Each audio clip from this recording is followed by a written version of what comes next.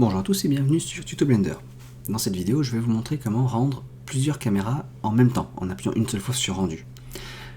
Donc cette technique fonctionnera avec autant de caméras que vous voulez. Vous allez le voir, en fait, c'est super simple, seulement moi je vais le faire avec deux caméras. D'ailleurs, je vais dupliquer ma caméra ici, comme ça je vais pas perdre trop de temps non plus dans le tutoriel à répéter des actions qui sont un peu inutiles.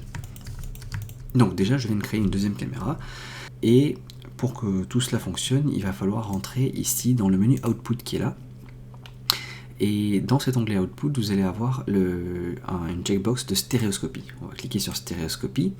Et ici, on va changer. Alors, si vous vous mettez déjà dans la fenêtre, dans la deuxième caméra pour voir si elle fonctionne, alors vous voyez que vous allez avoir ce rendu bizarre là actuellement, parce que c'est de la stéréoscopie, ce qu'on fait pour l'instant. On n'a pas touché à des paramètres, mais on voit tout dans cette caméra et on peut voir bien Suzanne dans l'autre parce que c'est la caméra de base. Alors, dans le Setup Stéréo Mode, on va changer de stéréo 3D, on va le mettre en multiview. Et pour ne plus avoir ce côté... alors déjà, ça nous enlève voilà, effectivement le mauvais affichage qu'on avait tout à l'heure.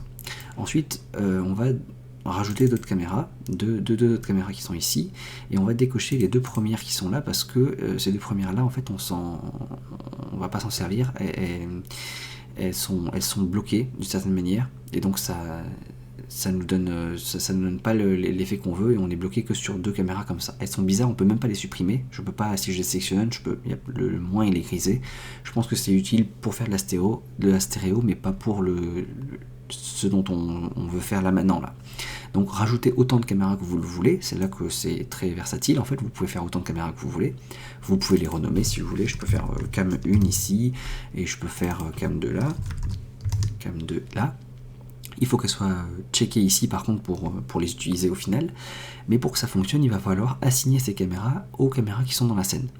Donc pour ça, on va prendre la caméra 1 et on va lui mettre un suffixe. On va dire que par exemple c'est underscore, la caméra 1 c'est laquelle, eh bien on va dire que la caméra 1 c'est celle qui est sur notre gauche, donc c'est celle qui regarde la droite de Suzanne, donc droite en anglais c'est right, donc on va faire underscore R.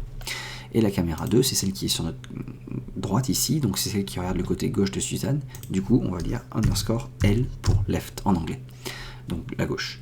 Et justement, la manière de lier ces caméras aux caméras de la scène, ça va être donc de prendre les caméras de la scène dans notre outliner et de les renommer en fonction avec le bon suffixe. Donc la caméra 001, c'est celle qui est sélectionnée, c'est celle qui est sur la gauche, qui regarde le côté droit de Suzanne, donc on va faire un underscore R ici. Si je double-clique et que je fais un underscore R là, voilà, je veux pas le point, enfin, pas que ça change grand chose, mais juste, je veux pas le point. Donc comme l'autre c'est la underscore R, celle-là ça va être la underscore L, et normalement tout est bien lié. On va sélectionner un dossier de sortie, je vais mettre ça sur mon bureau,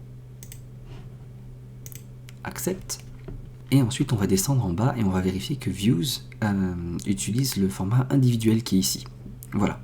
Donc là, normalement, tout est bon pour ce que lorsque je fasse un rendu, alors il va falloir que je change le end frame, là, la frame de frein, je la mets à 1, parce que j'ai pas envie de rendre une animation, mais pourtant je vais utiliser le raccourci clavier pour rendre une animation qui est CTRL F12, parce que si je fais juste F12, ça va me rendre une image sans l'enregistrer sur l'ordinateur, juste ouverte dans Blender, alors que si je fais CTRL F12, chaque image que ça calcule, ça l'enregistre là où je l'ai précisé sur le bureau, automatiquement en fait. Donc si je fais une animation mais que de une frame, ça va me rendre une frame et l'enregistrer sur le bureau, automatiquement.